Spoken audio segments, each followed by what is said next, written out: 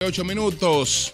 Buenos días, dominicanos, dominicanas, ciudadanos y ciudadanas del mundo. Julio Martínez Pozo, los comentarios de los temas más trascendentes en el sol de la mañana, en este lunes 26 de mayo del año 2014, reiterando nuestras felicitaciones a todas las madres que en el día de ayer celebraron su día y que lo van a continuar celebrando durante toda esta semana, porque ayer, aunque hubo mucho movimiento comercial en el fin de semana, ese movimiento comercial estuvo un tanto limitado porque había muchas personas sin dinero en los bolsillos, y estoy seguro que esta semana muchas de esas personas van a cumplir con sus compromisos después que cobren la quincena.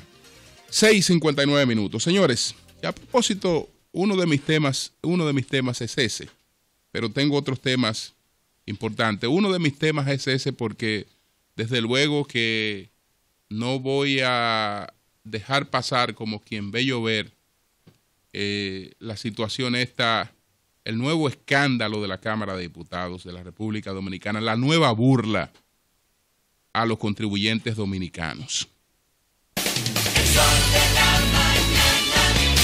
El sol de la mañana, el sol de la mañana. Pero ahora en primer lugar quiero ocuparme de dos temas internacionales importantes.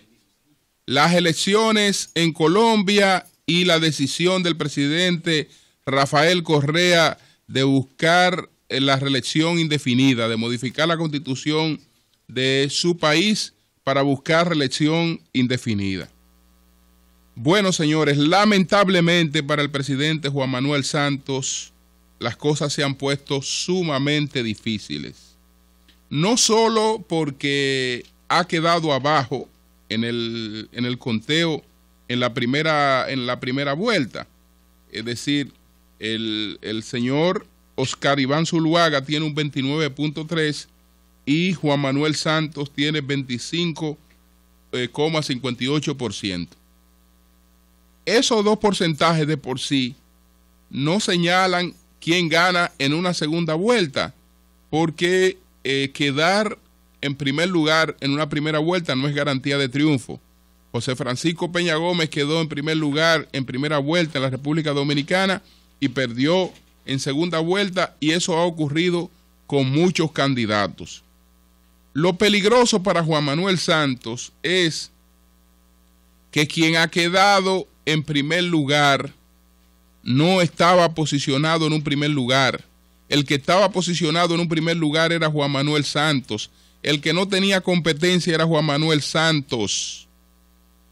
De Juan Manuel Santos lo único que estaba en duda, lo único que estaba claro era que podía necesitar una segunda vuelta, pero el panorama llegó a estar tan despejado que no había dudas de que Juan Manuel Santos iba a ser el ganador de la primera vuelta. Sin embargo, los acontecimientos fueron variando y entonces Oscar Iván Zuluaga se situó en primer lugar, el candidato uribista, y en primer lugar prácticamente con 4 puntos y tantos de diferencia. Entonces, si los resultados hubiesen sido distintos,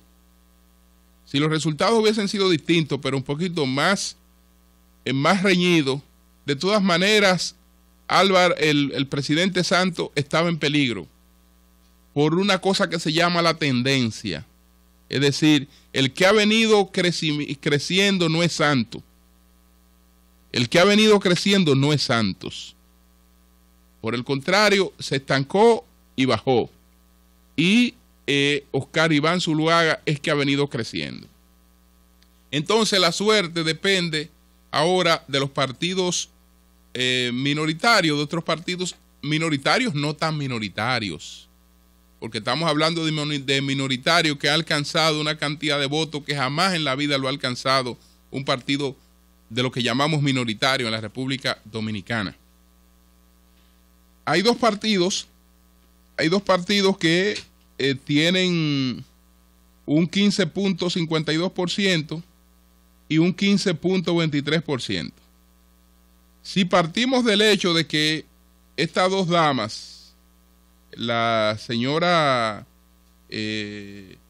Ramírez, creo que Marcia María Ramírez, que es la del Partido Conservador, y la señora Clara López, que es la de Polo Democrático. Entonces, ¿hacia dónde irá el voto de Polo Democrático y hacia dónde irá el voto del Partido Conservador? Podemos hacer un ejercicio. Clara López podría ir a apoyar a Juan Manuel Santos, ella de izquierda, para votar contra Uribe. Sin embargo, ahí está la situación del Partido Conservador, que pudiera hacer una alianza con el candidato uribista, aunque hay diferencias importantes, porque el partido de la U sale como un desprendimiento de este partido. ¿Quién sabe lo que puede pasar? Pero en estos momentos Santos está abajo. Tendría que hacer movimientos muy rápidos para restablecerse. Es un presidente, todo el mundo sabe que un presidente tiene ventaja en una competencia electoral, pero esas ventajas donde hay desarrollo institucional, un mínimo desarrollo institucional, son muy limitadas. Juan Manuel Santos no puede ahora coger el presupuesto de Colombia y salir a comprar votos, es decir, salir a comprar aliados. No puede hacerlo. Juan Manuel Santos no puede ni siquiera participar en inauguraciones de las obras del gobierno. No puede tomar los recursos del Estado e ir a pagar sus anuncios de televisión. O no puede camuflar anuncios de televisión políticos pagadas por instituciones. Ni puede tener a todos los funcionarios del gobierno haciendo política abierta con las instituciones. Ahí hay una serie de límites. Por lo tanto, el presidente tiene sus ventajas como quiera, el cargo tiene sus ventajas, pero esas ventajas en Colombia están muy limitadas. De manera que hoy está difícil la situación para la reelección del presidente Santos. Difícil, he dicho difícil. Ese panorama tiene muchas confusiones todavía, porque habrá que ver hacia dónde van esta gente que están ahí con estas votaciones. Fíjense qué porcentaje andan sueltos. Anda suelto el 15.52 del Partido Conservador. Anda suelto el 15.23 de Polo Democrático. Anda suelto el 8.28 de Peñalosa. Y anda suelto un 5.99 que votaron en blanco. ¿Qué cosa ha llamado mucho la atención en estas elecciones en Colombia? Señores, en Colombia están convocados a votar 33 millones de electores. 33 millones de electores. 20 se quedaron en su casa. 20 se quedaron en su casa de 33 millones de electores. Una abstención sobre el 60%. Una cosa muy llamativa en unas elecciones presidenciales. Probablemente los escándalos que involucraron las dos principales candidaturas llevó a la gente a la impresión de que ahí habían serios problemas en ambas partes y mucha gente se abstuvo. De manera que otro factor importante va a ser la decisión que tomen muchos de los que ahora no votaron, que en un próximo proceso, como ese proceso es determinante, tal vez se animen a salir de sus casas y vayan a las urnas. Eso es lo que tiene que ver con las elecciones de Colombia. Pero había dicho que tenía dos temas en el plano internacional: caso Colombia, caso Ecuador. En el Ecuador, el presidente Correa ha instruido a los simpatizantes, a los militantes de su partido, que son congresistas, a producir una modificación de la Constitución para establecer una reelección indefinida. Un hombre que tiene tres periodos presidenciales, pues ahora quiere una carta abierta para gobernar mientras tenga salud. Mientras tenga salud, gobernar a sus anchas.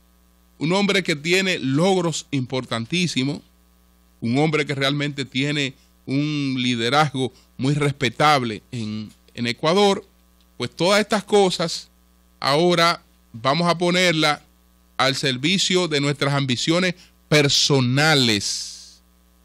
¿Qué le indica eso a usted? Que el grado de desarrollo institucional ahí lamentablemente es muy pobre. Es muy pobre. Y que sus aportes no perduran. Es decir, los aportes que él ha hecho terminan revirtiéndose. Porque nada que dependa del mantenimiento de un hombre en el poder sirve para nada. Nada que usted haya hecho que dependa de que usted permanezca en el poder para conservarse sirve para nada, porque entonces eso no le ha dado a ese país ninguna suerte de desarrollo institucional. Pero bueno, esto es una decisión que va al Congreso. Yo hago referencia de esto porque ustedes saben que yo conozco un poquito el proceso ecuatoriano, que he tenido algunas participaciones tímidas en el proceso ecuatoriano y que he coincidido con dos acontecimientos importantes en el Ecuador a propósito de algunos vínculos que tengo con ese país. Estuve en Ecuador cuando se produjo aquella crisis de los policías, la rebelión de los policías, etcétera. Yo estaba en Ecuador en ese momento y ahora estuve en Ecuador, después estuve en las últimas elecciones presidenciales del Ecuador que ganó ampliamente Rafael Correa. Pero aquí en Santo Domingo también he tenido la oportunidad de compartir en algunos encuentros con gente que dirige o orienta la política en el Ecuador. Hemos tenido intercambios interesantísimos. Y resulta que había hecho un planteamiento con el que coincidieron otros observadores internacionales, otras personas que estuvimos en una consulta que se hizo hace un tiempo aquí en La Romana, después en Ecuador, pero hace un tiempo se hizo una consulta y se hizo una consulta posterior previa a las últimas elecciones. Entonces, ¿qué pasa, señores? Los políticos tienen que tener sentido de qué es lo que se busca en cada momento. Usted aspira y busca siempre lo máximo, pero usted tiene que estar consciente en cada momento cuál es el paso que le conviene a la institución. El PLD es lo que es hoy, ha tenido el nivel de crecimiento que ha alcanzado porque tuvo un líder visionario que se llama Danilo Medina Sánchez, que se echó ese partido encima y a la hora de la hora siempre sus aspiraciones personales estuvieron por debajo del interés de desarrollar a su partido. Entonces se dedicó primero a desarrollar un partido, independientemente de que él no fuera el candidato, de que él no fuera quien diera la cara y que incluso a veces se le subestimara. En esos disparates que se publican a veces como encuesta, le daban un 8% de lo interno del PLD al líder de ese partido. Realmente, al que se ha echado encima el desarrollo de ese partido, que se llama Danilo Medina, le daban un 8%. Entonces, yo lo cito por su capacidad de sacrificio, porque en el momento en que pudo haber buscado una candidatura vicepresidencial, entendió que eso no le convenía a su partido, que lo que le convenía era que él estuviera en otro rol. Cuando tuvo que dejar la presidencia de una Cámara de Diputados, que nadie la deja porque ahí hay muchas cosas, y de eso voy a hablar ahorita, pues la dejó. Y cuando tuvo que apoyar a otros aspirantes lo hizo, etcétera. Es decir, él nunca se puso por delante de nada. Ahora, cuando llegó su momento, tuvo que fajarse a pelearlo. Porque tampoco se lo dan si no lo pelea. Tampoco se lo dan porque ustedes saben que la gente se endiosa y se creen únicas, etcétera. Entonces, si no pelea a su momento, no lo alcanza. Pero ya cuando había hecho todos los sacrificios que pudo haber hecho por su partido. Entonces, esto yo lo cito porque yo hice una exposición. Después de haber estudiado varios elementos de la realidad del Ecuador. Y yo hice una exposición, una actividad que se dio aquí en Casa de Campo. Y yo decía, señores, para las próximas elecciones que vienen en el Ecuador, el objetivo de la oposición debe ser el Congreso, no las presidenciales, porque las presidenciales no se la va a ganar nadie a Correa. Ahora, si ustedes no lo atrapan en el Congreso, le va a ganar estas presidenciales y después le va a modificar la Constitución y se le va a quedar ahí. Entonces, usen estas elecciones como un chance para agarrarlo en el Congreso, para amarrarlo en el Congreso. Que si ustedes no van a alcanzar la mayoría de los legisladores, por lo menos van a alcanzar los votos necesarios para evitar que este hombre le modifique la Constitución y entonces se quiera eternizar en el poder. Pero lamentablemente en el Ecuador lo que primó fue el protagonismo.